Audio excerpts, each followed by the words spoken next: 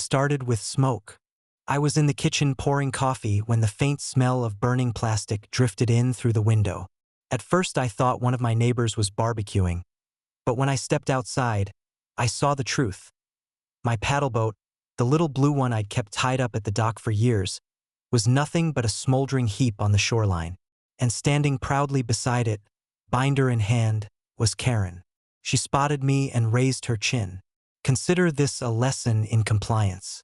The HOA voted that unsightly watercraft must be removed.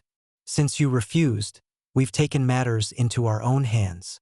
I froze, coffee mug in hand. You burned my boat? Correction, she said smugly. We enforced community standards. You should be thanking us. I laughed bitterly. You realize that's arson, right? Karen smirked. Oh, I already called the police. Told them you tried to set fire to your own junk as an insurance scam. They'll be here any minute. Sure enough, a sheriff's cruiser rolled up not 10 minutes later. 2 deputies got out, one of them visibly annoyed. Mr. Hayes, we got a report of possible arson and fraud. Yeah. I cut in, pointing at the pile of melted plastic. That report came from her, and she's the one who torched my paddleboat. Karen gasped theatrically. Lies. Don't listen to him. He's a trespasser anyway. That dock and shoreline belong to the HOA. He shouldn't even be here.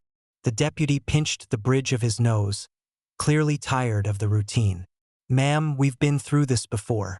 His property line extends around the entire lake. I nodded. Every inch of this waterfront is mine. Bought and paid for with county records to back it up. Which means not only did she commit arson on my property, but she's also been trespassing every time she set foot near this dock. The second deputy examined the burned debris. We're gonna need to file this. Ma'am, do you realize how serious this is? Setting fire to someone else's property is a felony. Karen's face turned red. No, you don't understand. The HOA has jurisdiction over this lake. We manage it for the community.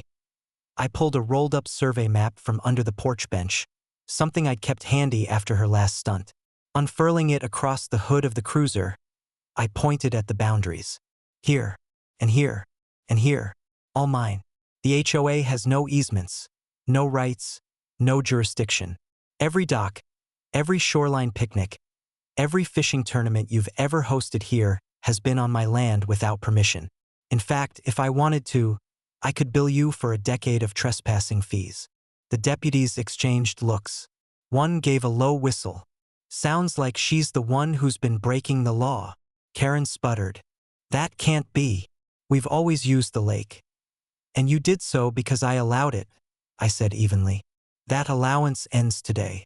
Effective immediately, the HOA and all its members are barred from setting foot on this lakefront. Trespassers will be prosecuted, and I'll be seeking damages for the destruction of my boat. The deputies nodded. We'll be filing charges for the fire, ma'am. I suggest you get a lawyer. Karen's jaw dropped.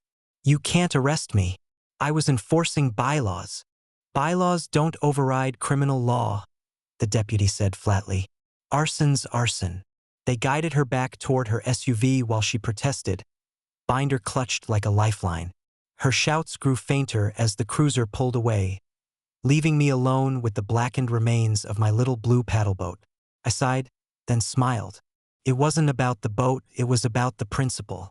Karen thought she could intimidate me with bylaws, threats, and even flames. But the truth was simple. I owned the lakefront, all of it, and her HOA had been nothing more than long-term trespassers. Now they'd pay the price. And as for me, I already had plans to replace the paddleboat with something bigger, brighter, and impossible to ignore. After all, if I was going to remind them whose lake this really was, I might as well do it in style.